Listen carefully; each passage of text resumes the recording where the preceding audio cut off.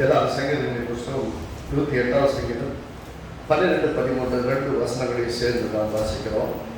12, 13.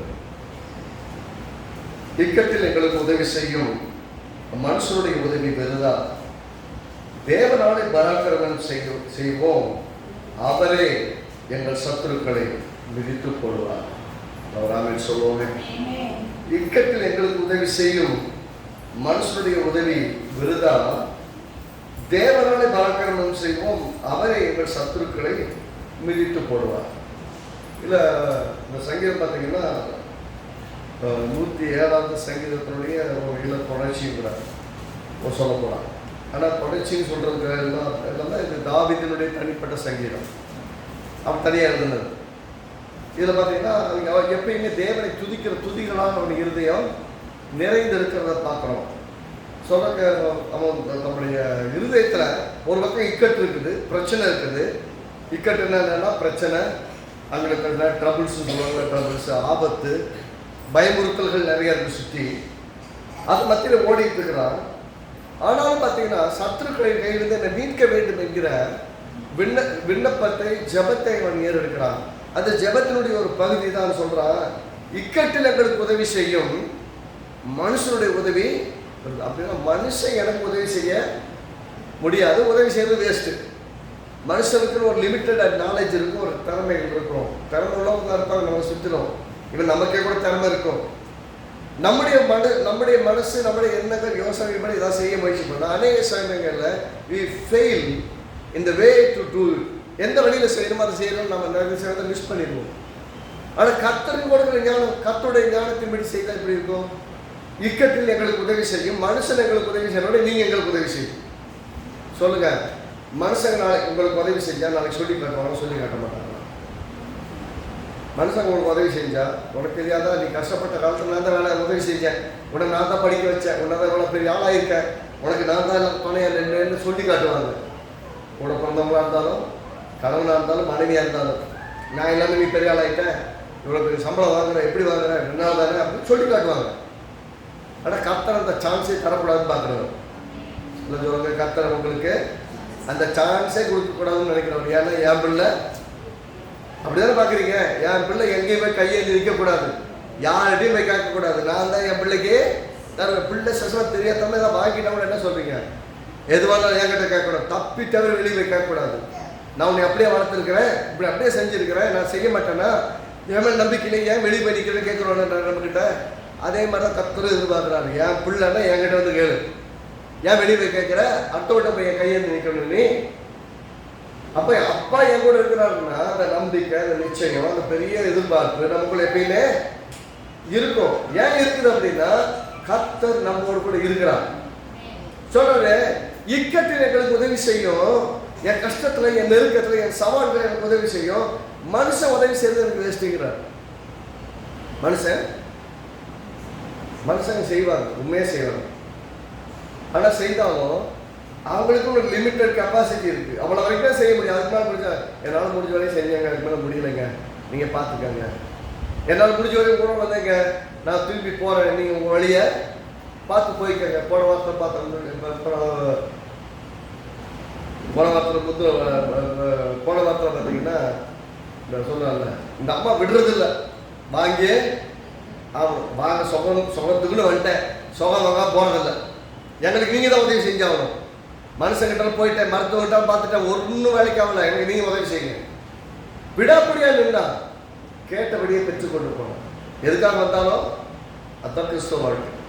சும்மா வந்தேன், கேளுனேன், கிடைக்கல, ஓடி போயிட்டேன், இல்லை, பெற்றுக்கொள்கிற வரைக்கும் விடுறது இல்லை. ஏன்னா அவர் என்ன சொல்லியிருக்காரு, என்னை நோக்கி கூப்பிட்டு நான் உங்களுக்கு மறு உத்தரவான்னு இருக்கிறாரு. சங்கீதம் 107 பார்த்தீங்கன்னா சில வரிசையாக நிறைய காரியங்கள் இருக்குது. அதில் பார்த்தீங்கன்னா சில விஷயம் கவனித்து பார்க்கணும். நம்ம சில காரியங்களை சங்கீதம் 107 6வது வசனத்தை பாருங்க, எப்படி சொல்றது, தங்கள் லாபத்தில் கர்த்தரை நோக்கி கூப்பிட்டார்கள், அவர்கள் இக்கட்டுகளிலிருந்து அவனை விடுவித்தார். அப்படின்னா கூப்பிட்டா கர்த்தர் விடுவிப்பார். தங்கள் லாபத்திலே, எப்போ நெருக்கத்தில், பயத்தில், தங்கள் ஆபத்திலே கர்த்தரை நோக்கி கூப்பிட்டார்கள், அவர்கள் இக்கட்டுகளில் அவளை நீங்களாக்கி விடுவித்தார். அதே மாதிரி 13ஆம் வசனத்தில் பாருங்க, அதே தான் 13ஆம் வசனம், தங்கள் ஆபத்திலே கர்த்தரை நோக்கி கூப்பிட்டார்கள், அவர் இக்கட்டுகளில் அவர்களை நீங்களாக்கி ரட்சித்தார். 28ஆம் வசனத்துல பாருங்க, 28 என்ன சொல்றது? அப்பொழுது தங்கள் ஆபத்தில் அவர்கள் கர்த்தரை நோக்கி கூப்பிடுகிறார்கள், அவர்கள் இக்கட்டுகளுக்கு அவர்களை நீங்களாக்கி. இப்ப பிரச்சனை என்ன? இதுல நல்லா கவனிச்சிங்கன்னா, தங்க ஆபத்தில் இருக்காங்க, கர்த்தரை நோக்கி கூப்பிடுறாங்க, கர்த்தர் விடுவிக்கிறாங்க. இதுதான் எல்லாமே. ஆபத்துன்னு வந்தா கர்த்தரை நோக்கி கூப்பிடும். நமக்கு ஹெல்ப்புக்குன்னா ஏதோ ஃபோன் நம்பரை எடுத்து அவங்கள கூப்பிடலாம் இவங்களை கூப்பிடலாம் கால் பண்றது இல்லை. நம்ம தேவனை நோக்கி கூப்பிடணும். முதல்ல கர்த்தர் இடத்துல நம்முடைய காரியங்களை சொல்லணும். கர்த்தாவே எனக்கு உதவி செய்யுங்க. நான் மனுஷனை ரொம்ப நம்புறேன். மனுஷங்களே என் கூட வந்தாலும் மனுஷங்களை ரொம்ப நம்புறேன். மனுஷங்களே எனக்கு உதவி செய்தாலும் இந்த மனுஷனை நான் ரொம்ப நம்புறேன். நீங்க மட்டும்தான் எனக்கு முழுசா உதவி செய்ய முடியுது. கர்த்தரை நம்பி உண்மையாய் நம்முடைய இருதயத்தை அவர்கிட்ட கொடுத்தோம்னா அந்த இருதயத்தை பார்க்கறது. கர்த்தரை எப்படி பார்க்குறாரு? நாங்கள் உங்களை கண்ணோக்கமாக இருந்தோம் அப்படின்னா நம்மளை கவனமாக பார்த்துட்டு இருக்காரு. உங்களை ஆசீர்வதித்து பெருக செய்வதற்கு முதல்ல புரியணும், கர்த்தர் நம்முடைய இருதயத்தை ஆயத்தப்படுத்தாமல் நமக்கு கொடுக்கப்படுற ஆசீர்வாதங்களை வச்சு நமக்கு வாழ தெரியாது. நம்ம இருதயம் ஆயத்தப்படாத கர்த்தர் கொடுக்க ஆசீர்வாதத்தில் வாழ தெரியாது. ஏன்னா இஸ்ரவேல் ஜனங்களுக்கு என்ன பிரச்சனை? அத்தனை பேரை விடுதலையாக்கினார். லட்சக்கணக்கில் 6 லட்சம் பேர் சொல்லுது. இந்த 6 லட்சம் பேர்ல 2 பேர் தான் உள்ள போனாங்க. மற்றவங்க என்ன பிரச்சனை? கண்ணு முன்னாடி அங்க தேசத்துல அற்புதம் நடந்தது, கண்ணார பார்த்தாங்க. வழிநடுக அற்புதம். டெய்லி காலைல சாப்பாடு, விதைக்கல அறுக்கல, டெய்லி வாரத்துக்கு சாப்பாடு வருது. தண்ணி எங்கேயுமே கிடையாது டெசர்ட்ல, வனாந்தரத்துல. ஆனா கர்த்தர் டெய்லி தண்ணியை கொடுக்குறாரு. தண்ணி அவன் தேவையான தண்ணி ஏற்றலாம் தண்ணியை கொடுக்குறாரு. கறி சாப்பிடணும்னு ஆசைப்படுறாங்க, வனாந்தரத்தை கறியை கொடுக்குறாரு. எங்க போய் வேட்டையாடி கொண்டு வர்றது? லட்சக்கணக்கில் இருக்கிறாங்க, அவங்களுக்கு எப்படி சாப்பாடு போடுறது? மோசே ஒரு காலத்துல பிரமிச்சு போயிடுறாரு. மோசே கிட்ட கர்த்தர் சொல்றாரு, என் கை குறுகி போச்சுன்னு நினைக்கிறியாப்பா, என்ன செய்ய முடியாது நினைக்கிறேன்னு கேட்கிறாரு. ஏன் அப்படி கேட்கிறாரு அப்படின்னா, ஆண்டவரே கணக்கு தெரியாம ஏதாவது சொல்லிட்டீங்களா? நீங்க 30 நாளைக்கு கறி சாப்பாடு போடுறீங்க, காலையில மதியம் நைட்டு 3 நேரத்துக்கு 30 நாளைக்கு சாப்பாடு போடுறீங்களே, கறி சாப்பாடு, நீங்க கணக்கு தெரிஞ்சுதான் சொன்னீங்களா அப்படின்னு மோசே கேட்கிறாரு. ஏன் கூட லட்சக்கணக்கில் ஜனங்க இருக்காங்க. லட்சக்கணக்கான ஆண்கள் மட்டுமே 6 லட்சம் பேர் இருக்கிறாங்க. மனைவி பிள்ளைகளை சேர்த்தவங்க 30 லட்சம் பேர் குறையாம இருப்பாங்க. 30 லட்சம் பேருக்கு 3 வேளைக்கு 30 நாளைக்கு சாப்பாடு போடணும்னா என்ன ஆண்டவரே, இது ரொம்ப இக்கட்டான நிலைமையில் நான் இருக்கிறேன், எனக்கு உதவி செய்யுங்க, நான் என்னால் முடியலன்னு போய் நிற்கிறான். ஆனால் கர்த்தர் பார்த்தீங்கன்னா அவன் 30 நாள் சொல்ற பிரமிச்சு போய் நிற்கிறான். கர்த்தர் சொல்றாரு, என் கை குறுகி போச்சுன்னு நினைக்கிறியா? என்னால் கொஞ்சம் தான் செய்ய முடியும்னு நினைக்கிறியா? இதை செய்ய முடியாதுன்னு நினைக்கிறியா? நாளைக்கு இந்த நேரத்தில் உங்களுக்கு எல்லாருக்கும் நான் கறி தருவேங்கிறேன். என்ன பண்ணாரு ஏது பண்ணாருன்னு தெரியாது. நேராக கொண்டு வந்து காடைகள்னா அந்த கில்ட்டுன்னு சொல்லுவாங்க, அங்கே இருக்கிறது வேற மாதிரி நல்லா தனித்தனியாக இருக்கும். கொண்டு நேராக கொண்டு லேண்ட் பண்ணிட்டாங்க. கரெக்டாக அது காத்தோட ட்ராவல் பண்ணக்கூடிய ஒரு விமான பறவை கொண்டு நேரம் பணாந்தரத்தில் இறக்கின உடனே கண்ணுக்கு முன்னாடி எல்லாம் போயிருக்கு. பார்த்தீங்கன்னா ஒவ்வொருத்தரும் போய் அவனவனுக்கு ஒரு குயிலை உண்டாக்கி, இது என்னோட குவியல் பேர் வச்சுட்டு வந்துட்டான். பேரை சொல்லி இது டேவிட்டுடைய குவியல் அப்படின்னு அவன் குவிச்சு வச்சுக்கிட்டு, அது யாரும் சொல்லக்கூடாது, நான் தான் போய் எடுப்பேன், நான் தான் சமைப்பேன், நான் தான் சாப்பிடுவேன், என் வீட்டுக்கு தான் சாப்பிடுவேன், கூச்சு வச்சாங்களாம். யோசிச்சு பாருங்க, கர்த்தரால் முடியாத ஒன்று கிடையாது. இவங்க நல்லா சேர்ந்து எனக்கு கறி கூட சண்டைக்கிறாங்க. இந்த ஆள் அங்கே வைக்கிற ஆண்டவரே, ரொம்ப இக்கட்டில் மாட்டிட்டு இருக்க ஆண்டவரே, எனக்கு ஹெல்ப் பண்ணுங்க, இவனுக்கு இவ்வளோ கறி போடுறதுக்கு நான் எங்கே போகிறது? இத்தனை லட்சம் பேர் சாப்பாடு போடுறீங்க. அவர் மாதிரி சாதாரணமாக ஒரு நாள் இல்லை, 10 நாள் இல்லை, 20 நாள் இல்லை, 30 நாளைக்கு சாப்பாடு போட வைக்கிறார். அவர் சைஸுக்கு சொல்றாரு. எப்பயுமே கடவுள் சொன்னா அவர் சைஸுக்கு தான் சொல்லுவார். அவர் எப்படி வானங்களுக்கு மேலே உயர்ந்தவர், பூமி அவருக்கு பாதப்படி, வானம் அவருக்கு சிங்காசனம் உட்கார்ந்து இருக்கிற இடம், வானங்களுக்கு மேலே அவர் உயர்ந்திருக்கிறவர். அவர் சைஸுக்கு சொல்றாரு. இந்த அறிவு பார்த்தீங்களா எதை சொல்லுது? ஐயோ 100 ரூபா வச்சிருக்கு, இந்த 100 ரூபாய் வச்சு எப்படி சமையல் பண்ண போறேன்னு என் புத்தி யோசிக்குது. இந்த 100 ரூபா வச்சு என் பிரச்சனை எப்படி நிர்வகிக்க போறேன்னு யோசிக்குது. இவ்வளவு பெரிய தேவை, இந்த காசை வச்சு என்ன செய்ய போறீங்க? கர்த்தர் எப்போ உங்ககிட்ட கேட்டாலும் உங்ககிட்ட என்ன இருக்குன்னு கேட்பாரு. கர்த்தரே என்கிட்ட என்ன இருக்குன்னு சொல்ல மாட்டாரு, உங்ககிட்ட என்ன இருக்கு? கர்த்தர் அற்புதத்தை செய்யணும்னா உங்கள்கிட்ட சம்திங் டு பி டன். என்கிட்ட ஒண்ணுமே இல்லைங்க, தம்படி காசு கிடையாதுன்னு சொல்லுவாங்கல்ல. எடுத்தா அப்போல்லாம் இந்த நாணயத்தில் மிக கம்மியான நாணயம் வந்து தம்பிடின்னு சொல்லுவாங்க. இந்த காலன்னா அரணா அப்படி கீழே தம்பிடின்னு சொல்லுவாங்க. தம்பிடி கூட கிடையாது, ஏன்னா காலன்னா காசு கூட கீழே கிடையாது அப்படின்னு சொல்கிறவங்க கிட்ட கையில் உங்கள்கிட்ட காசே இல்லையா, ஆனால் ஆரம்பிக்கலாம் லைஃப்பை பெட்டராக சூப்பராக ஆரம்பிக்கலாம். எப்படி? வார்த்தையை கொண்டு ஆரம்பிக்கலாம். என்கிட்ட ஒன்றுமே கிடையாது, வார்த்தை மட்டும்தான் இருக்குதா? நான் சொல்கிறேன், வார்த்தையை பெற்றுக்கொண்டீங்கன்னா உங்கள் வாழ்க்கையில் எல்லாத்தையும் பெற்றுக்கொண்டீங்கன்னு அர்த்தம். வார்த்தை இல்லாமல் வாழ்க்கை ஆரம்பிக்க முடியும். ஏன்னா வெறுமையும் இருளுமாக இருந்த உலகத்தை வார்த்தையை கொண்டு தான் எல்லாத்தையும் உருவாக்கினார். என்ன சொன்னாங்க? உண்டாக கனவு என்றால் உண்டாயிற்று, உண்டாக கனவு என்றால் உண்டாயிற்று. அவர் எப்படியெல்லாம் சொன்னாரோ அப்படியெல்லாம் ஆச்சு. நீ அதை விசுவாசிக்கிறீங்களா? அப்படிப்பட்ட தேவன் எனக்குள்ள வாழ்றாரு, நான் சொன்ன அப்படி நடக்கும்னு நம்புறீங்களா? உங்களை விட ஜெயிக்கிற ஆள் வேற யாருமே கிடையாது. ஒண்ணுமே இல்லாம ஆரம்பிக்கிறாங்க, தப்பே கிடையாது. கையில காசு இல்லாம ஆரம்பிக்கலாம், ஆனா வார்த்தை இல்லாம ஆரம்பிக்க கூடாது. வார்த்தை இல்லாம ஆரம்பிக்க கூடாது. வார்த்தை இல்லாம வாழ்க்கை ஆரம்பிச்சோம்னா அந்த வாழ்க்கையில எவ்வளவு பெரிய ஆசீர்வாதம் இருந்தாலும் ஒண்ணுமே நம்புது. இங்க இந்த 3 வசனங்களை வாச்சோம். எல்லா இடத்துலையும் பார்த்தீங்கன்னா தங்கள் லாபத்திலே கர்த்தரை நோக்கி கூப்பிடுகிறார்கள். அவளுக்கு கர்த்தர் விடுதலையாக்கி உதவி செய்யறார். அப்போ எல்லா சூழ்நிலையும் ஒன்று மட்டும் அவசியமா இருக்கு, கர்த்தரை நோக்கி கூப்பிடுவார். சொல்றேன், இக்கட்டில் எங்களுக்கு ரொம்ப சின்ன ஜெபத்தை பண்ணுங்க, பெருசா அழகாக பண்ணணும்னு அவசியம் கிடையாது. ஆண்டவருக்கு உங்க பாஷை புரியும். ஏன்னா உங்க இருதயத்தின் வழி இருந்து ஒரு ஜெபத்தை பண்ணுவீங்க, அந்த வழி அவருக்கு தெரியும். ஏன்னா அவர் வெளியே எங்கேயோ இல்லை, உங்க இருதயத்துல வாழ்றாரு, உங்க ஆவிக்குள்ளதான் வாழ்றாரு. அவர் என்ன பார்ப்பாரு? என் பிள்ளை அங்கலாய்ச்சி ஜெபிக்க கூட தெரியாம ஜெபிக்க கூட முடியாம ஒரு ஜெபத்தை பண்றான், நான் துணை நின்று காரியத்தை செய்வேன்னு இருப்பேன். மனுஷன் உதவி செஞ்சா வேஸ்ட்டுங்க. மனுஷன் உதவி செஞ்சா பாதி வடிக்கு, மனுஷன் உதவி செஞ்சா சொல்லி காட்டுவான், மனுஷன் செஞ்சா அவன் மூளை அறிவிட்டு செய்வான். ஆனா உங்க தேவன் உங்க வாழ்க்கை திட்டமிட்டு வைத்திருக்க சர்வ ஞானி. மனுஷனை நம்பி அல்ல, கர்த்தரை நம்பி தான் அந்த வாழ்க்கையை வாழ்றோம். கர்த்தரை நம்பி தான் ஒவ்வொரு நாளும் இருக்கிறோம், கர்த்தரை நம்பி தான் ஒவ்வொரு நாளும் பயணிக்கிறோம். அது நிச்சயமா இருக்கணும். நம்ம வாழ்க்கையை உண்மையே சொல்றேங்க, தப்பா நினைச்சுக்காதீங்க.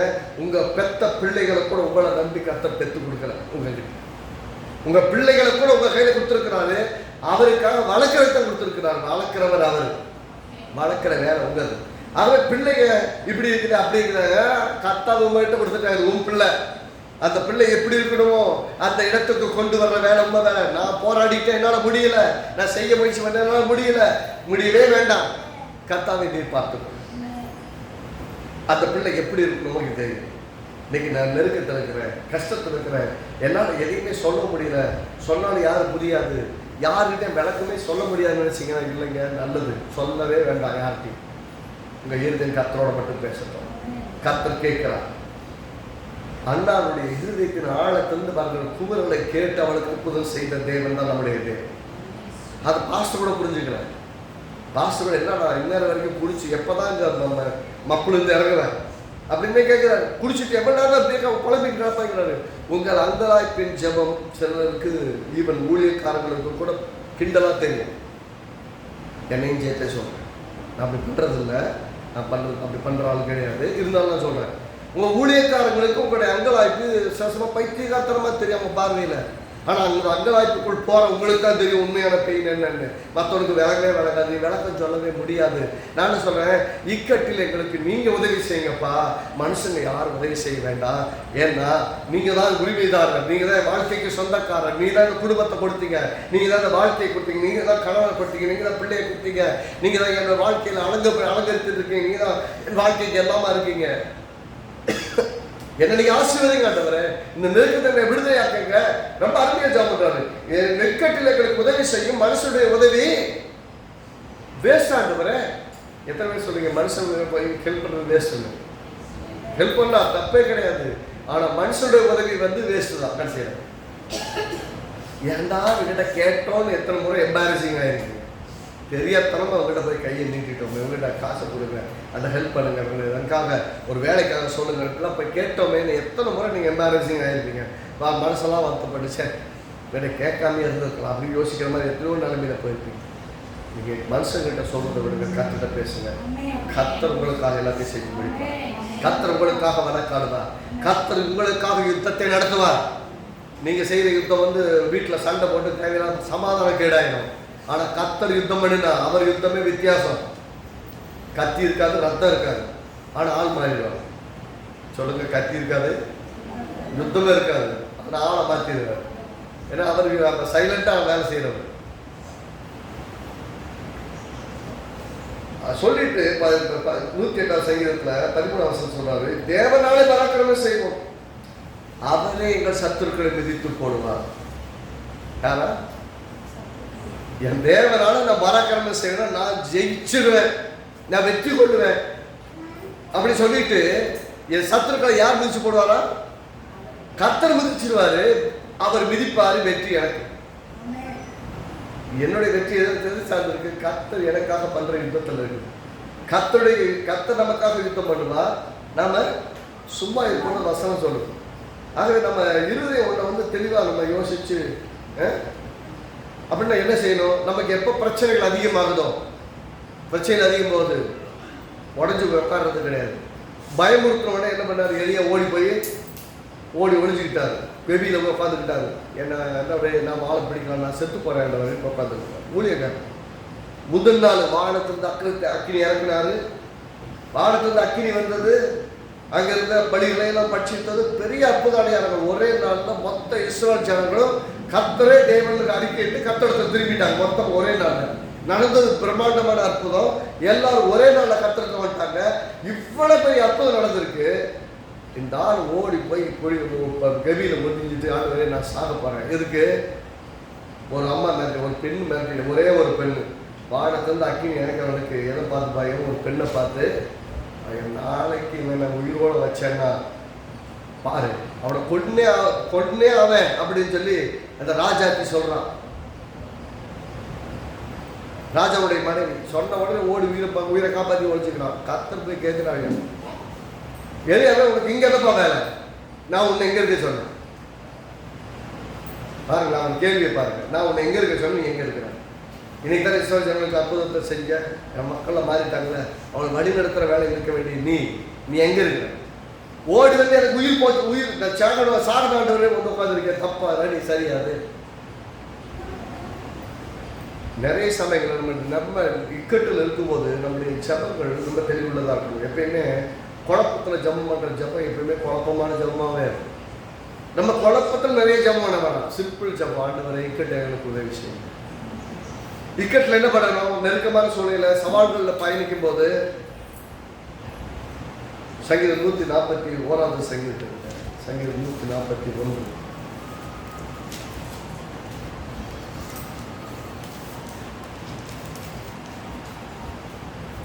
5வது வசனம்.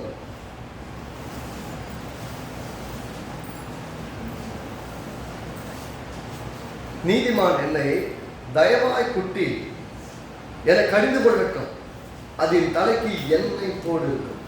என்ன எப்படியா? யாரா நீதிமான்னா? கர்த்தரை அறிந்தவன், கர்த்தருடைய ரத்தத்தினால் மீட்கப்பட்டவன். யாரெல்லாம் கர்த்தருடைய ரட்சிப்பு பெற்றவங்களுக்காங்களோ அவங்க என்ன பண்ணுமா? என் தலையில கொட்டி, என்னமா என் தலையில கொட்டி. டீச்சர் பாடம் நடத்தும் போது பாடம் சரியா புரியலன்னா தலையில ஒரு கொட்டை கொட்டி, இப்படிதான் அப்படின்னு சொல்லுவாங்க. இப்பெல்லாம் தலையில கொட்டினா கேஸ் ஆயிடும். இப்பதான் கையை கூட பிடிக்கக்கூடாது. நீ அப்படின்னு நான் இப்படி உட்காந்துருக்கேன், சொல்றேன், புரியுதான்னு பாரு, இப்படிதான் பேச வேண்டியதா இருக்கு. அது எப்படி என் பிள்ளைய போய் நானே அடிக்க மாட்டேன், நீ எப்படி அடிக்க போச்சுன்னு கேஸை போட்டுருவாங்க. நல்ல கவனிங்க, என்ன சொல்றான்? நீதிமான் யாரா? நீதிமான யாரு? கர்த்தருக்கு முன்பாக நிற்கக்கூடிய ஸ்தானியை அந்த ஸ்தானத்தை பெற்றவன். தைரியமா தேவன்கிட்ட போய் நிற்கிறான். உங்களை கடிந்து கொண்டு, ஏன்னா தயவாய் குட்டி என்னை கடிந்து கொள்ளட்டும், அது என் தலைக்கு எண்ணெய் போடணும். அது எப்படியா? தலையில கொட்டி சொல்லக்கூட குட்டின்னு போட்டுருக்கீங்க, அது கொட்டின்னு அர்த்தம். நம்ம சொல்றது லாங்குவேஜில் கொட்டி என்னை கடிந்து கொள்ளட்டும். இப்படிலாம் பண்ணக்கூடாது, இப்படிலாம் பண்றீங்களே சரியில்லை அப்படின்னு சொல்லட்டும். அது எனக்கு எப்படி இருக்குமா? தலையில எண்ணெய் வச்சு விட்ட மாதிரி இருக்குமா? எனக்கு திட்டுனா கோவம் வருமா? எண்ணெய் வச்ச மாதிரி சந்தோஷமா இருக்கும். அந்த சூடெல்லாம் குறைகிற மாதிரி இருக்கும் இல்லையா?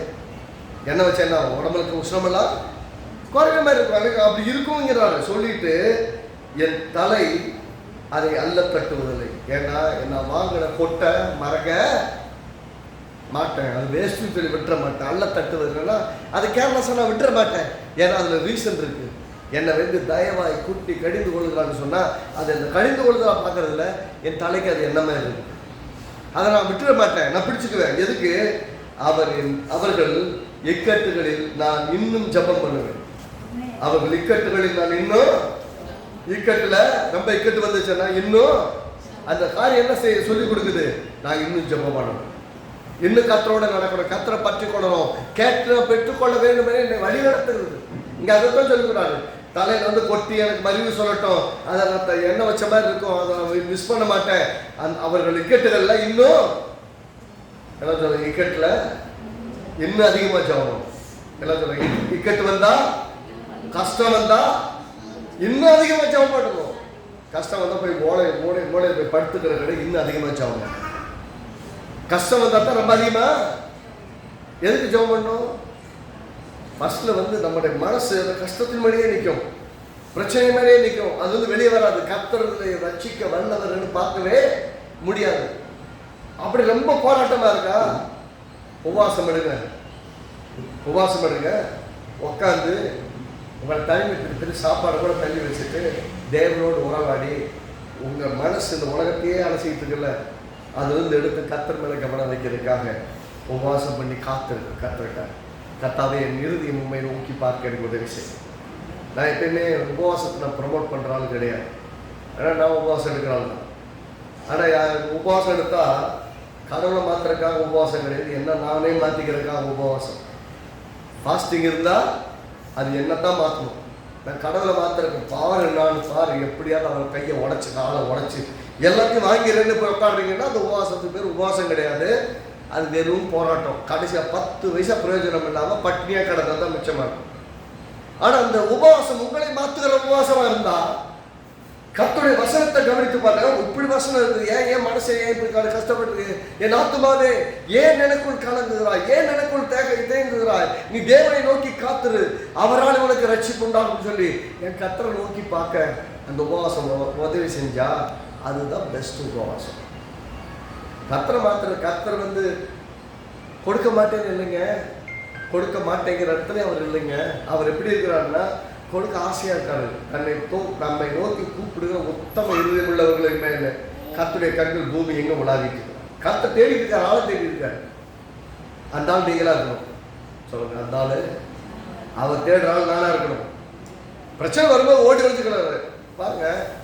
கர்த்தர் இந்த வசனத்து மூலமா நம்மோட பேசிட்டு இருக்காரு, என் கூட பேசிட்டு இருக்காரு. இக்கட்டு வந்தா பிரச்சனை வந்தா ஓடிடுறது இல்லை, பிரச்சனையை சந்திக்கிறதுக்கு முன்னாடி கர்த்தரை சந்திக்கணும். சொல்லுங்க, பிரச்சனையை சந்திக்கிறதுக்கு முன்னாடி கர்த்தரை சந்திக்கிறோம். எப்பெல்லாம் யுத்தம் வந்ததோ அப்பொழுதுதான் தாவீது போய் கர்த்தாவே இந்த சண்டைக்கு போலாமா, அவர் சொல்லுவாரு போ, அது உங்க கையில கொடுத்தேன். சொன்னதுக்கப்புறம் போய் சண்டை போடுறது ஜெயிச்சுட்டு வந்தான். அப்படின்னா கர்த்தர் நம்மை வழி நடத்துகிறவர், கூட இருக்கிற ஆவியான தேவன் நம்மை ஒவ்வொரு நாளும் வழி நடத்துகிறவர். இக்கட்ல எங்களுக்கு எப்படின்னா, இக்கட்ல இன்னும் ஜபிக்கணும். சொல்ல இக்கட்ல, கஷ்டத்துல, வியாதியில, போராட்டத்துல இன்னும் அதிகமாய் ஜெபிக்கணும். இன்னும் அதிகமாக அப்பதான் நம்ம அதிகமாக ஜெபம் பண்ணணும். அப்பதான் ஜெபம் பண்ணவே முடியாது. உண்மையை சொன்னா அப்பதான் ஜெபம் பண்ணவே முடியாது. மற்ற நேரத்தில் உட்காந்துக்கிட்டு அழகா ஜெபம் பண்ணுவீங்க. கஷ்டத்தோடு உட்காந்து பாருங்க, உன் மைண்டு திரும்ப திரும்ப திரும்ப போய் அந்த கஷ்டத்து மேலே தான் நிற்கும், பிரச்சனை மேலே தான் நிற்கும். இதை எப்படி சரி பண்ணப்போம், இதை எப்படி சரி பண்ணணும், நீங்கள் ஒன்றும் சரி பண்ண முடியாது. நான் எழுதி தரேன், உங்களால் சரி பண்ணவே கர்த்தர் உங்களுக்கு தெளிவை ஞானத்தை.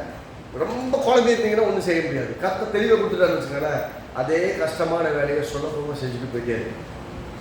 கர்த்தர் ஞானத்தை தருது. ஆமே. அதனால் கர்த்தரை சார்ந்து கொள்ளுவோம், கர்த்தரை அண்டிக் கொள்வோம், கர்த்தர் நமக்கு உதவி செய்வாங்க. கர்த்தர் சொல்றாரு, ஓகேப்பா, அப்ப மனுஷங்கிட்ட நான் ஹெல்ப் கேட்கலாம்ல அப்படின்னு கேட்டா அவர் என்ன சொல்றாரு? ஏசாயா 30வது அதிகாரம், ஏசாயா 30வது அதிகாரம்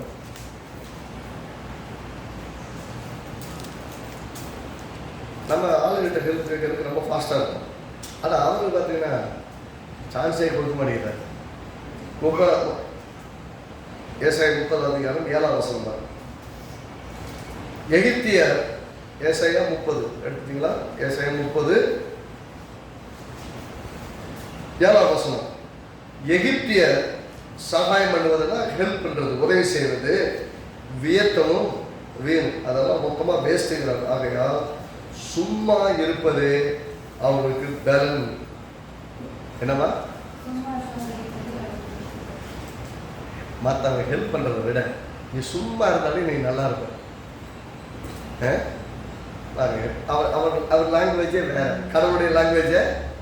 மற்றவங்க உங்களுக்கு ஹெல்ப் பண்ணுறதை விட நீங்கள் சும்மா இருக்கிறது தான் உங்களுக்கு பலன். அட்லீஸ்ட் உங்கள் பலனாவது வேஸ்ட் ஆகாது, எனர்ஜி வேஸ்ட் ஆகாது. சொல்லுங்க, எனர்ஜி மற்றவங்கிட்ட போய் கெஞ்சிக்கிட்டு அலைஞ்சிக்கிட்டு விளாடிக்கிட்டு இருக்கிறத விட உட்காந்த இடத்துல வாங்குறத விட்டு போட்டு ஊரெல்லாம் ஏன் அலையணும்? அவர் அதான் சொல்ல வர்றாரு. அப்போ நீங்கள் எகிப்தியர்கிட்ட போய் கேட்கலாம், தப்பு கிடையாது. ஆனால் எகிப்தியர் உங்களுக்கு உதவி செய்கிறது வேஸ்ட்டுப்பா, அதை விட நீ சும்மாவே இருக்கலாம். என்னவா? சரி, உதவி தானே கேட்குறேன், உதவி செஞ்சால் அதுல இல்லையா பிரச்சனை? அவன் உதவி செய்கிறத விட நீ சும்மா இருந்தாலும் நீ நல்லா இருப்பேங்கிறாரு. அப்படின்னா என்ன அர்த்தம்? உதவியை கேட்க வேணாம்னு சொல்ல வர்றாரா? கர்த்தருக்கு உதவி கொடுக்குறாருன்னா கர்த்தருக்கு மேலே உதவி செய்யறதுக்கு யார் இருக்கா? கர்த்தர் உங்களுக்காக ஒரு மனுஷனை அனுப்பி உங்களுக்கு உதவி அளிக்க வச்சா யாராலையும் மாற்ற முடியாது. கர்த்தர் அனுப்பணும். கர்த்தருக்காக கர்த்தர் உங்களுக்கு உதவி செய்யும்படியே ஒரு ஆளை சொல்லி ஜெபம் பண்ணாரு. ஜெபம் பண்ணா கர்த்தர் சொல்றாரு, போ போய் எப்பா பட்டம் கொடுத்தாருக்கு நான் கூட்டுவா, வந்தேன்னா உன் மக்களுக்கு சுவிசேஷத்தை சொல்லுவான். வந்து சுவிசேஷம் இந்த ஜனங்களுக்கு ஹெல்ப் பண்ணுறதுக்கு பேதுரு அழைச்சிட்டு வராங்க. பேதுரு வந்தால் சுவிசேஷத்தை பிரசங்கிட்டு இருக்கும்போது எல்லாருமே பரிசுத்த ஆவியானவர் வந்து இறங்கிறார். இவங்களுக்கு என்ன தேவை? பரிசுத்த ஆவியானவர் தேவை. இவன் பரிசுத்த ஆவியானவர் அவங்களுக்கு கொடுக்கப்படும். ஜெபம் பண்ணுவானா? இந்த பையன் ஜெபம் பண்ண மாட்டான். ஏன் ஜெபம் பண்ண மாட்டான்? ஏன்னா என்ன நினைக்கிறாங்கன்னா புறஜாதிகளுக்கெல்லாம் சுவிசேஷம் கிடையாது, புறஜாதிகளுக்கு ரட்சிப்பு கிடையாதுன்னு யோசிக்கிற யூத மார்க்கத்தானாகி பேதுருக்கு இவங்கெல்லாம் ரட்சிக்கப்பட முடியுமா அப்படிங்கிற கேள்வியோடு தான் இருந்திருப்பான். ஆனால் அவனை வச்சு தான் ஊழியம் செஞ்சாகணும். அவனை கேட்காமே ஆவியானவன் ஊற்றி ஆகணும். இவன் ஆவியானவர் தான் ஜெபம் பண்ணிப்பான்னு நினைக்கிறீங்க? எப்பயுமே பார்த்தீங்கன்னா நான் வந்து உயர்ந்த இடத்துல இருக்கிறேன். நான் எல்லாம் உங்களுக்கெல்லாம் அந்த காலத்தில் என்ன சொல்லும்போது குழப்பமாக இருக்கும். நான் தெளிவுபடுத்துகிறேன். இஸ்ரவேல் ஜனங்கள் அல்லாதவர்கள் மற்றவர்கள் எல்லாரும் நரகத்தில் எரிக்கப்படுகிற விறகு கட்டைகள் யோசிக்கிறவங்க தான் அவன் மனநிலை இருந்தது.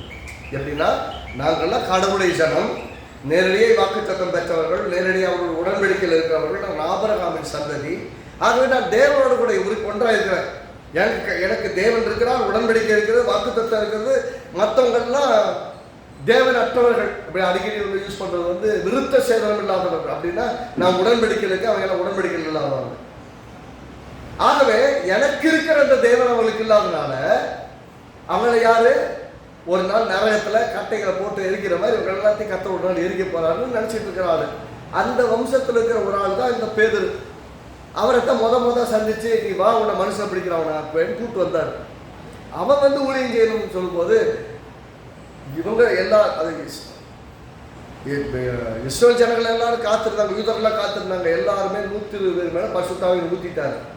இப்போ சபை பெருகிட்டு இருக்கு. ஒரே பிரசங்கத்தில் 3000 பேர், அடுத்த பிரசங்கத்தில் 5000 பேர் மொத்தமாக ரசிக்கப்பட்டு பெரிய சர்ச் ஆயிடுச்சு. சர்ச்சுக்கு இடம் இல்லாதனால வீடுகளோடு சபைகள் நடக்குது. அப்படி பெருகி போச்சு. இப்போ இவனை வந்து கூப்பிடுறான் அப்படின்னா வரமாட்டேங்கிறான். போன அது எப்படி ஆண்டவரே தீட்டுள்ள நான் சாப்பிட்றது இல்லையே, நான் இதெல்லாம் சாப்பிட்றது இல்லைங்கிறாங்க. நான் பரிசுத்தமாக்கினேன், நீ எப்படி தீட்டுன்னு சொல்லுவேன்? நான் பரிசுத்தமாக்கினதை நீ எப்படி தீட்டுன்னு சொல்லுவேன்னு சொல்லி அவனுக்கு விளக்கி சொன்னதுக்கப்புறம் அவன் இறுதி வந்து ஆயத்தமாக இருக்குது. அங்கே போய் நின்று பிரசங்கம் பண்ணுறான். யாரு? தேவன் இல்லாதவர்கள், தேவன் அற்றவர்கள், புறஜாதிகளாக இருக்கிறவர்கள், வாக்குத்தத்தத்தின் மக்களாக இல்லாதவங்களுக்கு போய் சுவிசேஷத்தை சொல்லும்படியே போகிறான். சுவிசேஷத்தை சொல்லும்போது ஆவியார் ஊற்றப்பட்டுள்ளார். அப்படின்னா கொடுக்கவே இந்த முடியாத ஆளாக இருந்தாலும் கூட ஹெல்ப் பண்ணான்னு ஒரு அனுப்புனாருன்னா எனக்கு பிடிக்கல, ஆனாலும் செய்கிறேன். ஒரு நியாயாதிபதி அதாவது ஒரு ஜட்ஜை பற்றி, ஒரு நியாயாதிபதியை பற்றி இயேசு சொல்லுவோமே, ஒரு பெண்ணு வந்து விடாமல் கேட்டதுனால நான் மனுஷனுக்கு பயப்படாதவன், கடவுளுக்கு பயப்படாதவன், ஆனாலும் உனக்கு நான் என்ன பண்ண போகிறேன்? ஹெல்ப் பண்ண போகிறேன்னு ஹெல்ப் பண்ணான். எதுக்கு? அவள் விடாமல் வந்து கேட்டு இருந்தாலும். அதுபோல் நீங்கள் இடைவிடாமல் ஜெபம் பண்ணுங்கள்னு சொன்னார். எதுக்கு சொன்னார்னா, பொல்லாத இந்த நியாயாதிபதியே செய்யவே மனசு இல்லாதவனே செய்ய முடியும்னா, நான் செய்ய ஆசையாக இருக்கிறவனே நான் செய்ய மாட்டேன்னா எப்படி? செய்யவே மனசு இல்லாத இந்த நியாயாதிபதி நியாயம் செய்வான்னா நான் செய்ய மாட்டேன்னான்னு கர்த்தர் நம்மகிட்ட கேட்குறாரு. இப்பயும் கர்த்தர் நம்மகிட்ட சொல்கிறதுன்னா, எப்பெல்லாம் நெருக்கத்தில் இருக்கோமோ, எப்பெல்லாம் கஷ்டத்தில் இருக்கோமோ, மனுஷனுடைய உதவி நமக்கு வேஸ்ட்டு, கர்த்தருடைய உதவி தான் பெஸ்ட்டு. 18ஆம் வசனம் நிறைய இல்லை. 30ஆவது அதிகாரத்தில் ஏசாயா 30 18 வாசிங்க, எல்லாம் சேர்ந்து வாசிப்போம். ஆனாலும் உங்களுக்கு இறங்கும்படி கர்த்தர் காத்திருப்பார். நீ எப்போ கூப்பிடுவோம், உனக்காக வெயிட் பண்ணிட்டு இருக்கேன். முன்ன என்ன சொன்னாரு, எகிப்தருக்கு உதவி செய்யணும்னு அவன்கிட்ட போயிட்டு இருக்கியே, நீ எப்போ என்கிட்ட வருவேன். 15 வாசிட்டு 17 வாசிக்கலாம். 18ஆம் வசனம் சொல்றது, நீங்கள் மனம் திரும்பி அமர்ந்திருந்தால் ரட்சிக்கப்படுவீங்க. நீங்க மனம் திரும்பி என்னவா, மனம் மாறணும். இல்லை மனுஷங்கிட்டலாம் போக மாட்டேன், எங்கேயுமே நிற்க மாட்டேன், நான் கர்த்தர்கிட்ட மட்டும்தான் கேட்க போகிறேன், கர்த்தர் தான் எனக்கு உதவி செய்கிறவன், கர்த்தர் தான் எனக்கு சகாயம்னு, கர்த்தரை நான் நம்ப போகிறேன்னு நீங்கள் மனம் திரும்பி மனுஷனுக்கு பின்னாடி போகாமல், யார் உதவி பண்ணுவான்னு தேடாமல், என்ன நம்பி இந்த இக்கட்டிலேருந்து என்னை காப்பாற்று காட்டுறேன்னு நீங்கள் என்ன நம்பி நீங்கள் மனம் திரும்பினா ஆண்டவரை மட்டும் நம்பி வர்றது. மனம் திரும்பி அமர்ந்திருந்தால்னா அப்பயே மாதிரி டென்ஸ் ஆகுது, உட்காந்து வெயிட் பண்ணு. அமர்ந்திருந்தால், என்னை நம்பி காத்திருந்தால் நாங்கள் ரட்சிக்கப்படுவீர்கள். அவனை திரும்ப சொல்கிறேன், என்ன பண்ணணும், எல்லாம் சேர்ந்து கூட சேர்ந்து சொல்லுங்கள். மனம் திரும்பணும், அமர்ந்திருக்கணும், காத்திருக்கணும், கண்டிப்பாக ரட்சிக்கணும். மனம் திரும்பி, இப்போ மனம் திரும்ப என்ன சொல்கிறாரு, நீ எல்லாம் ஓட வேண்டாம், ஒளிய வேணாம், எங்கேயும் கஷ்டப்பட வேணாம், உட்காரு, என் கூட உட்காரு, நான் உனக்கு செஞ்சு தரேன். நீங்கள் தான் மனம் திரும்பி அமர்ந்திருந்தால் ரட்சிக்கப்படுவீர்கள் சொல்லிட்டு, அமெரிக்கையும் எல்லாம் சேர்த்து சொல்லுங்க, அமெரிக்கையும் சத்தமா சொல்லுங்க, அமெரிக்கையும் நம்பிக்கையுமே உங்கள் மேல. அமைதியா உட்கார்ந்து இருக்கிறது, நம்பிக்கையோடு இருக்கிறது, ரெண்டு தான் உங்க மேல. ஒன்றாக சொன்னாரு, எகிப்தியர்களுக்கு உதவி செஞ்சானது, அவர் சும்மா இருப்பது அவங்களுக்கு மேல. எல்லாம் சொல்றாங்க, சும்மா இருக்கிறதா என்னங்க ஐயா, ஓடியே பழக்கப்பட்டாலுங்கிட்ட நீங்கள் உட்காந்துருன்னு சொன்னால் எப்படியா உட்காந்துருக்க, எங்கே போகலாமா, அங்கே போகலாமா, அதை செய்யலாமா, இதை சுற்றி அப்படியே போய் பழகி போடுவாங்ககிட்ட நீங்கள் நம்பிக்கையோடு உட்காந்துரு, நான் செய்கிறேன் அப்படிங்கிறீங்களே, இது எப்படி நடக்கிற விஷயம் கேட்டீங்கன்னா அப்படி தான் சொல்கிறாங்க. 18ஆம் வசனம், ஆனாலும் உங்களுக்கு இறங்கும்படி கர்த்தர் காத்திருப்பார், உங்கள் மேல் மனது இருக்கும்படி எழுந்திருப்பார், கர்த்தர் நீதி செய்கிற தேவன். எல்லாரும் சொல்லுங்க, கர்த்தர் நீதி செய்கிற தேவன், அவருக்கு காத்திருக்கிற, எல்லாம் சேர்ந்து வாசிங்க, அவருக்கு காத்திருக்கிற அனைவரும் பாக்கியவான்கள். Blessed you are. ஆங்கிலத்தில் பார்த்தீங்கன்னா you are mostly envied. உங்களை பார்த்து பொறாமை கொள்ளப்படத்தக்கவர்கள். பாக்கியவான்கள் என்ன அர்த்தம், உங்களை பார்த்து எல்லாரும் பொறாமப்படுவாங்க. எத்தனை பேர் உங்களை பார்த்து பொறாமப்பட்டிருக்காங்க, எத்தனை பேர் உங்களை பார்த்து பொறாமப்பட்டிருக்காங்கன்னு கேட்டேன். லாங்குவேஜ் புரியுதா? எத்தனை பேர் உங்களை பார்த்து பொறாமப்பட்டிருக்காங்க? பட்டிருக்காங்க, நிறைய பட்டிருக்காங்களா? படணும், பட்டாதான், உங்களை பார்த்து பொறாமப்பட்டாதான் நீங்கள் நல்லா இருக்கீங்கன்னு அர்த்தம். கர்த்தருடைய பிள்ளையா வாழ்ந்துட்டு இருக்கீங்கன்னு அர்த்தம். யாருமே என்ன பொறாமப்படல, ஆண்டவரே எங்களை பேருக்கு கொஞ்சம் பேராவது என்னை பார்த்து பொறாமப்படுற மாதிரி என்னை வைங்க ஆண்டவரேன்னு சொல்லணும். எப்படி இல்லையா, பொறாமப்பட்டு போச்சு என்னென்னமோ நாங்கள் பண்ணிட்டு இருந்தோம், இப்போ எல்லாரும் பார்த்து எங்களை பார்த்து பொறாமப்படணும்னு சொல்லி சொல்றீங்களே. உங்களை பார்த்து பொறாமப்படணுங்க, ஏன்னா உங்களோட இருக்கிற தேவன் பெரியவன் எப்படிதான் தெரியுது. ஃபர்ஸ்ட் உங்களுக்கு தெரியல, என்னை எப்படி வைக்கணும் அப்படின்னு நீங்கள் ஜெபம் பண்ணணும்னா ஜபத்தை மாற்றணும், ஜபமே மாறணும். ஆண்டவரே என்னை ஆசீர்வதிக்கணும், எப்படி ஆசீர்வதிக்கணும், எல்லாரும் பார்த்து பொறாமப்படுற மாதிரி என்னை ஆசீர்வதிக்கணும். எப்படி எங்கள் பிள்ளைகளை எப்படி வைக்கணும், எல்லாரும் பார்த்து பொறாமப்படுற மாதிரி எங்கள் பிள்ளைகளை. உங்களை பற்றி பொறாமப்பட்ட என்ன பண்ணுவாங்க, உங்களை பற்றி நிறைய பேசுவாங்களா? டாக் ஆஃப் த டவுன் ஆயிடுவீங்க, டாக் ஆஃப் த ஃபேமிலி ஆயிடுவீங்க. உங்களை பற்றி நிறைய பேசுனாங்கன்னா நீங்கள் பிரபலமாயிட்டு இருக்கீங்கன்னு அர்த்தம். நல்லா பேசுகிறாங்களோ கெட்டதாக பேசுகிறாங்களோ அதை பற்றி பிரச்சனை இல்லை. உங்களை பற்றி நிறைய பேசுகிறாங்களா, சந்தோஷப்படுங்க. ஏன்னா நீங்கள் ரொம்ப சீக்கிரமாக டாக் ஆஃப் த டவுனை மாறப்படுறீங்க. டாக் ஆஃப் த ஃபேமிலி, உங்கள் ஃபேமிலியில் உங்களை பற்றி நிறைய பேசுவாங்க. டாக் ஆஃப் த சிட்டியாகவும் மாறுவீங்க, பிரபலமாக கற்று மாற்றுவார். ஏன்னா இவங்க எல்லாம் எப்படி ஆரம்பிப்பாங்கன்னா நம்மளை பற்றி இப்படியே கெட்டதையே பேசிட்டு இருப்பாங்க. அப்போ பேச மேட்டரே கிடைக்காது. பார்த்தியா காசு வந்துருச்சு, எவ்வளோ பெருமையாக சுத்தாங்க. நம்ம சொல்ல வேண்டிய கிடையாது, காசு வச்சுருக்கோம், நம்ம சொல்ல வேண்டியது காசு வந்துருச்சு. பார்த்தியா பெருமையாக இருக்காங்க பாரு, அப்படி இருக்காங்க பாரு, இப்படி இருக்காங்க பாரு, படிச்சிட்டாங்களா, வேலை போயிட்டாங்களா, நல்லா சம்பாதிக்கிறாங்களா, அப்படி இருக்காங்களா, இப்படி இருக்காங்களா. சொல்லுங்கள் இன்னும் நிறைய சொல்லுங்கள், இன்னும் நிறைய எதிர்பார்க்குறேன். உங்களுக்கு மான வைக்கமெல்லாம் கிடையாதுண்ணா, அதெல்லாம் கிடையாது. இன்னும் சொல்கிறத சொல்லு, என்ன சொன்னாலும் இந்த காலை வாங்கி இந்த காலை விட்டு கட்டாவே இந்த வார்த்தைகளுக்காக உமக்கு ஸ்தோத்திரம். எங்களுக்கு பண்ணின எல்லா துரோகங்களுக்காகவும் உமக்கு ஸ்தோத்திரம். இவங்க துரோகின்னு எனக்கு காமிச்சு கொடுத்ததுக்காக ஸ்தோத்திரம். இதெல்லாம் எனக்கு பிரச்சனை பண்றவங்களுக்கு காமிச்சு கொடுத்ததுக்காக ஸ்தோத்திரம். இந்த பிரச்சனை மத்தியில் நீங்க விலகாம கூட இருக்கீங்கன்னு காமிச்சதுக்காக ஸ்தோத்திரம். எல்லாத்துக்கும் ஸ்தோத்திரம் சொல்ல கத்துக்கிட்டீங்கன்னா நீங்க உங்களை மாதிரி ஜெயிக்கிறவர் வேற ஆள் கிடையாதுங்க. எல்லாவற்றையும் நன்றி சொல்லுங்க கர்த்தருக்கு. கர்த்தர் ஜெயிக்க வைக்கிறவர். இங்க கர்த்தர் சொல்றது அமெரிக்கையும் நம்பிக்கையுமா காத்திருக்கிறது. அமெரிக்கா அமைதியா இருக்கிறது, பட நடிச்சுட்டு இங்க அங்கே அண்ணாடுறது கிடையாது. கர்த்தாவை நீங்க பார்த்துக்குவீங்க, நம்பிக்கையோட காத்திருக்கிறது. அமெரிக்கையும் நம்பிக்கை இருந்தால் தான் அமைதியாக இருக்க முடியும். நீங்க பார்த்துக்குவீங்க. நான் நிறைய சமயங்கள்ல நான் கற்றுக்கிட்டதுனால எப்பெல்லாம் ஏசப்பா எனக்கு தெரியாது, நீங்க பார்த்துக்கங்க. நான் சாதாரண ஒருத்த லைன்ல சொல்லிட்டு போயிட்டே இருக்கேன். இதுக்குன்னு பெருசாக ஜபம் கூட பண்றது இல்லை. என்ன செய்ய தெரியுமா? ஏசப்பா எனக்கு தெரியாது, இது உங்கள் பிரச்சனை, நீங்கள் ஹேண்டில் பண்ணுங்க, என்னால் முடியாது, நீங்கள் தான் பதில் செய்வீங்கன்னா மாதிரி விட்டுட்டு போயிட்டே இருக்கு. கர்த்தர் எப்படி நடத்துவாருன்னு தெரியாது, பிரச்சனையை சால்வ் பண்ணியிருப்பார். எனக்கே தெரியும், லேட்டாக தான் தெரியும் எனக்கு. அந்த பிரச்சனையே வரலையாடான்னு யோசிக்கிறோம். அப்போ தான் அவர் சால்வ் பண்ணி வச்சிருப்பார். அவர் பார்த்துக்குவார். அவர்கிட்ட கொடுத்ததுக்கப்புறம் அது என்னாச்சுன்னு நோண்டி விதைக்கிறோம். ஒரு விதையை விதைக்கிறோம். அடுத்த நாள் போய் நோண்டி பார்த்தா என்ன ஆகும்? அது எப்படி முளைக்கிறது?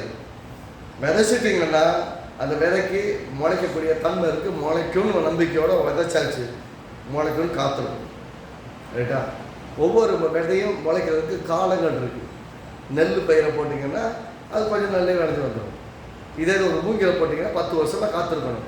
ஆனால் 10 வருஷத்துக்கு அப்புறம் அது வளர்ற விதம் பார்த்தீங்கன்னா அவன் சருன்னு போயிட்டு இருக்கும்.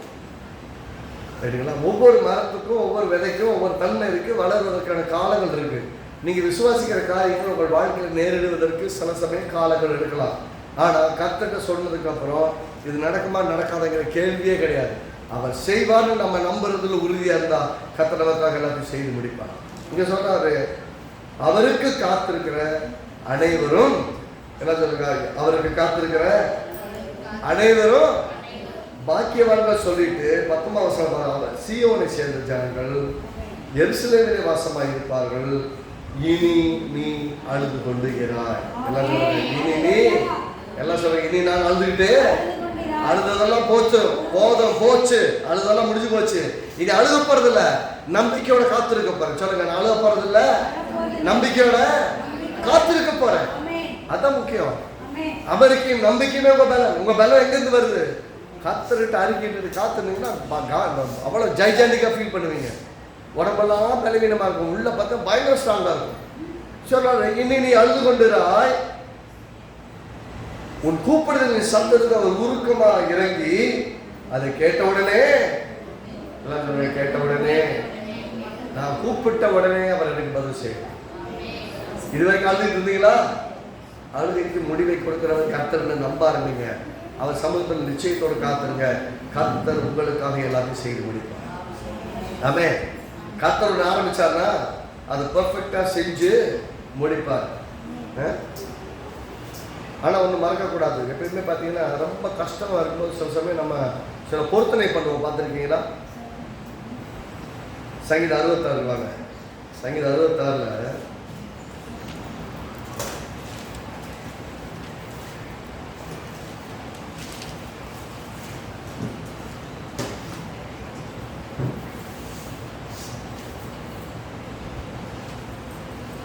14 வசனம்.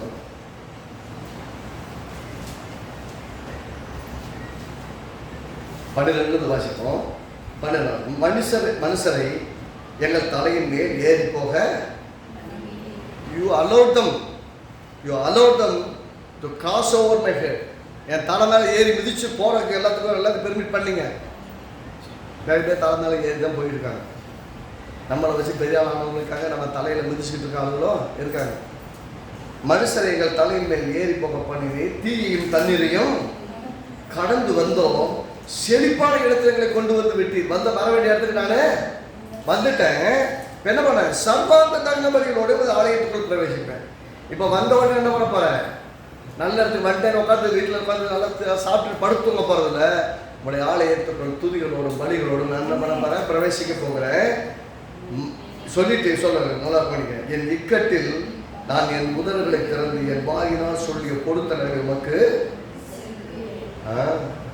கஷ்ட காலத்தில் ஆண்டவரே எனக்கு இதை செய்தீரானால் இதெல்லாம் நான் செய்வேன்னு என்னால சொல்லி வச்சிருந்தீங்கன்னா, இந்த வருஷத்துல ஆண்டவரே எனக்கு இதெல்லாம் செய்யுங்க, நான் உங்களோட சமூகத்தை இப்படியெல்லாம் காத்திருப்பேன், இப்படிலாம் ஜாமான், இப்படிலாம் பைபிள் வாசிப்பேன், இப்படிலாம் ஆலயத்தை அட்டன் பண்ணுவேன், இப்படியெல்லாம் ஊழியத்தை செய்வேன், சுவிசேஷத்தை அறிவிப்பேன், ஏதாவது உங்க கஷ்ட நேரத்தில் எதையாவது சொல்லி வச்சிருங்க கர்த்தர்கிட்ட. கர்த்தரும் உங்களை விடுதலையாக்கிடுவாரு. ஆனால் நீங்கள் மறக்கக்கூடாது, கர்த்தர் கஷ்ட காலத்தில் நீங்கள் சொன்ன கர்த்தரிடத்தில் சொன்ன பொருத்தனையை நீங்கள் உத்தமமாய் காப்பாற்றணும். கர்த்தர் பிரியப்படுகிறார்.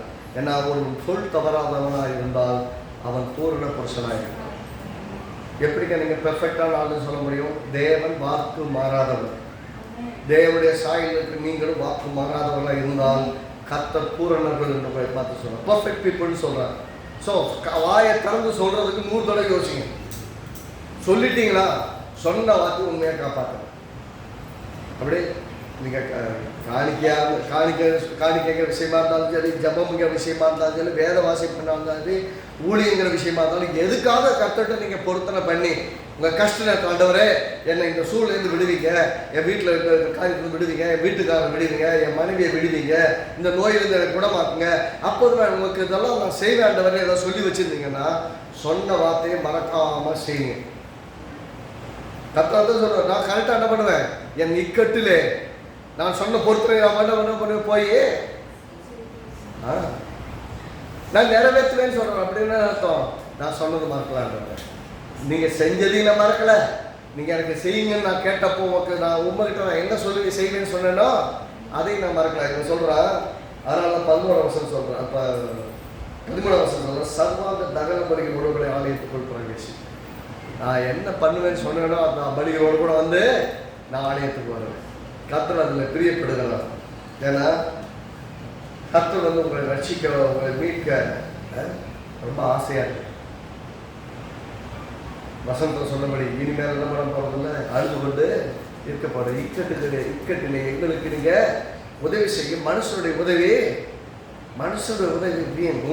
உம்மாலே நாங்கள் பராக்கிரமம் செய்வோம், தேவனால நாம் பராக்கிரமம் செய்வோம். அப்போ கர்த்தர் நம்மை வெற்றி கொள்ள பண்ணுகிறவர், ஜெயிக்க வைக்கிறவர். அது கர்த்தருக்குள்ளாக எப்பயுமே ஜெயிக்கிறதுல நம்ம கவனமாக இருப்போம். ஏன்னா தோற்று போகிற நிலைமையில் இருந்தாலும் கூட தோல்வியும் கர்த்தர் ஜெயமாய் மாற்றுவார். தோல்வியை கூட நீங்கள் தோற்றுக்கிட்டே இருந்தாலும் அந்த தோல்வியினுடைய விளிம்புக்கு இருக்கும்போது கூட கர்த்தர் தூக்கி எடுத்துருவார். ஏன்னா அவர் நம்ப ஆரம்பிக்கணும், அவருக்கு காத்திருக்கணும்னா நிறைய சமயத்தில் ஒரு 2 நிமிஷம் டைம் எடுத்துக்கிறேன். காத்திருக்குதுங்கும் போது அநேக சமயத்தில் நமக்கு ரொம்ப சவாலாக இருக்கும். Waiting period is always painful. Waiting period is always painful. But when the perfect God relieves us, that is a perfect joy. ரொம்ப கர்த்தர் நம்மளை விடுதலை ரொம்ப பூர்ணமான ஒரு மகிழ்ச்சியை நாம் சந்திப்போம். கர்த்தர் நம்மளை எப்படி டெஸ்ட் பண்ணுவார் தெரியுங்களா? நான் சொன்ன வார்த்தையை நீ நம்பி காத்திருக்கியா சொல்கிற அமெரிக்கையும் நம்பிக்கையுமே கர்த்தர் உங்கள் பிள்ளைகளை குறித்து, உங்களை குறித்து, உங்கள் கணவரை குறித்து, உங்கள் மனைவியை குறித்து, உங்கள் வாழ்க்கையை குறித்து, வேலையை குறித்து, எதிர்காலத்தை குறித்து நான் இப்படி செய்வேன்னு ஒன்று சொல்லிட்டாருன்னா அவர் வார்த்தையில் உண்மையுள்ளவர். அவர் வார்த்தையில் உண்மையுள்ளவர்கள் நீங்கள் முழு நிச்சயமாக நம்பி கர்த்தருக்காக காத்திருக்கிற சமயம் பெயின்ஃபுல்லாக இருக்கும். கர்த்தர் சொன்னதுக்கும் நடக்கிறதுக்கும் நிறைய சமயத்தை நேர் எதிராக இருக்கும். சம்பந்தமே நடக்கும். ஆண்டவரே நீங்கள் இப்படி சொன்னீங்க, இப்படி நடக்குது, நான் தான் தப்பாக புரிஞ்சுக்கிட்டேனா? இல்லை, கர்த்தர் தப்பாகவும் புரிய வைக்கிறேன், தப்பாகவும் சொல்லலை, கரெக்டாக தான் சொல்லியிருக்கிறாரு. ஆனால் இந்த சூழ்நிலையில் நீங்கள் எப்படி வித் ஸ்டாண்ட் பண்ணுறீங்க? கர்த்தரை நம்பி எப்படி நிற்கிறீங்க? அங்கலாக்கிறீங்களா? நீங்கள் சரி பண்ணணும் பார்க்குறீங்களா, இல்லை கர்த்தர் சரி பண்ணிட்டு கொடுக்குறீங்களா? கர்த்தரை சரி பண்ண கொடுங்கள். கர்த்தர் நிச்சயமாக சூப்பராக சரி பண்ணுவார். நீங்கள் சரி பண்ண முயற்சி பண்ணாங்க. காத்திருப்பின் காலம் எப்போதுமே கடினமான காலம். ஆனால் காத்திருப்பு இல்லாமல் கர்த்தருடைய ஆசீர்வாதத்தை பெற்றுக்கொள்ள முடியாது. கர்த்தர் அந்த காத்திருப்பின் காலத்தில் உங்கள் இருதயம் கர்த்தரோட எப்படி இருக்குன்னு கர்த்தர் பார்ப்பார். இருதயத்தை பார்ப்பார். Are you really right with God? ஏன் கூட கரெக்டாக இருக்கியா, இல்லை இன்னும் அநேக டவுட்டில் இருக்கிறியா அப்படின்னு கர்த்தர் பார்ப்பார். இருதயம் கர்த்தரோடு உத்தமமாக இருந்தால், கர்த்தருக்காக காத்திருக்கிறது இருந்தால், கர்த்தர் துரிதமாக 24 மணி நேரத்தில் பிரச்சனை மாற்றிருக்கும். Within 24 hours the situation will turn in your favor. உங்களுடைய சார்பாக பிரச்சனைகள்லாம் கர்த்தர் மாற்றிட முடியும். அப்படின்னா கர்த்தர் செய்கிறது 24 மணி நேரம் கூட ஆகாது. ஆனால் செய்யக்கூடிய காலம் அந்த காலமாக இருக்கணும். அந்த காலம் வந்துருச்சுன்னா நீங்கள் ஒன்றும் பெருசாக டென்ஷன் ஆக கிடையாது. ஆட்டோமேட்டிக்காக கர்த்தர் தளத்தையும் செய்வார். ஏன்னா கர்த்தர் சொல்கிறாரு, முதலாவது தேவனுடைய ராஜ்யத்தையும் அப்படி நீதியும் தேடுங்க, மற்ற எல்லாம் உங்களுக்கு கூட கொடுக்கப்படும். அந்தந்த நாளுக்கு அந்தந்த பாடுகள் ரெடியாக வச்சுருக்காங்க. அந்த நாளுக்கு தான் ஐயோ நாளைக்கு விடுச்சுச்செல்லாம் இவங்களுக்கு இதெல்லாம் கொடுக்கணுமேன்னு அந்த நாள் டென்ஷன் இருக்குது, இந்த டே டென்ஷன் இருக்குது. நீங்கள் டே டு டே டென்ஷனாக இருக்குங்க. எப்படி டே டென்ஷனாக இருக்குது, ஐயோ நாளைக்கு வந்து அக்கௌண்ட் எனக்கு அதை கொடுக்கணுமே, டெலிவரி கொடுக்கணுமே, இதெல்லாம் சந்திக்கணுமே, இவனுக்கு காரியம் செய்யணுமே. அந்த நாள் காத்துக்கிட்டு இருக்குது. கர்த்தர் சொல்கிறார், உங்களுடைய நாள் நாளை தினமாக இருக்குதுன்னா, உங்களுடைய நாள் இன்னைக்கு தினமாக இருந்தால் இன்றைக்கும் அற்புதத்துக்கு தூரமாக இல்லை, இன்றைக்கும் அற்புதத்தை செய்யலாம். ஆமென். கர்த்தரை நம்புவோம். இக்கட்டில் கர்த்தரை நமக்கு துணை.